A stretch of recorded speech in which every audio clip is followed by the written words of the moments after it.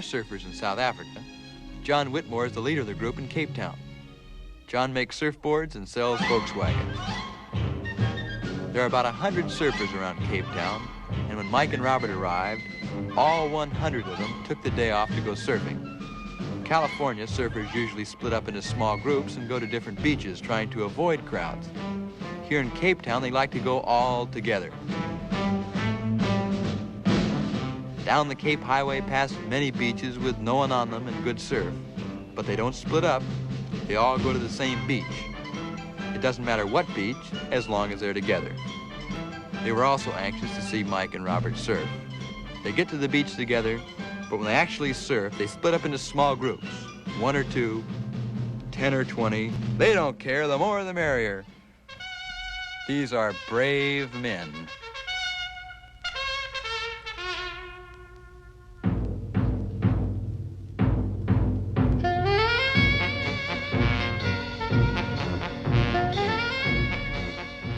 As you can tell, they haven't been surfing long in Cape Town, but they really have a ball.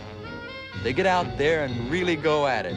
Bite, scratch, kick, and really shove each other around.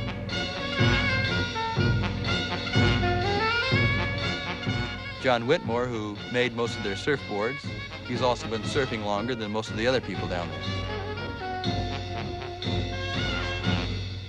The South Africans were so enthusiastic about Mike and Robert's surfing ability, there were instances when surfers drove 400 miles just to meet them.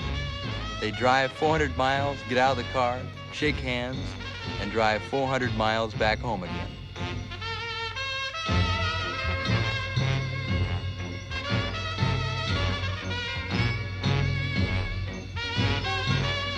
There are very few teenagers that surf around Cape Town. Here's one of the few, Peter Basford, getting a nice ride. The average age around Cape Town for surfers would be in their late 20s and 30s.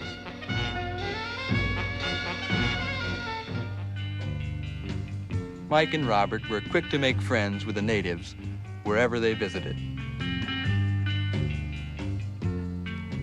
Robert with a good pair of dark glasses on so they couldn't see where he was looking.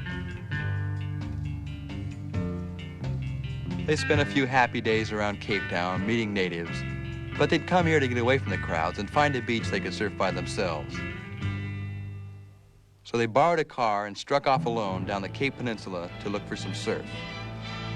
If you want to be alone, you're welcome to be alone in South Africa. It's one of the few places in the world you can even be alone on the main highway.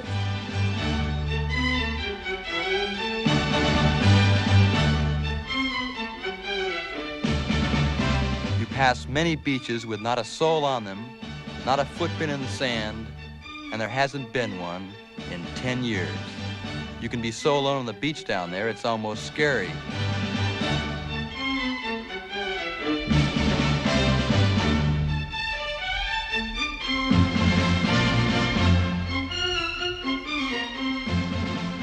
They called this place Long Beach and paddled out for a few waves.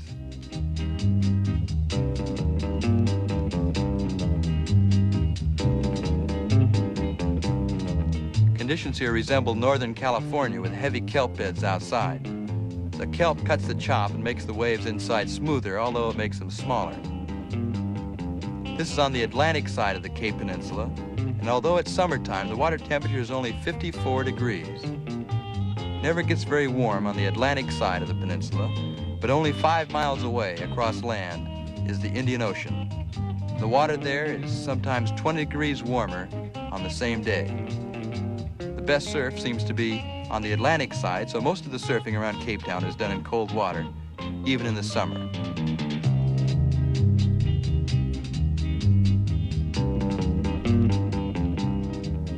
With a tremendous difference in water temperature between the two oceans, separated by such a narrow landmass, it causes some pretty good winds to blow.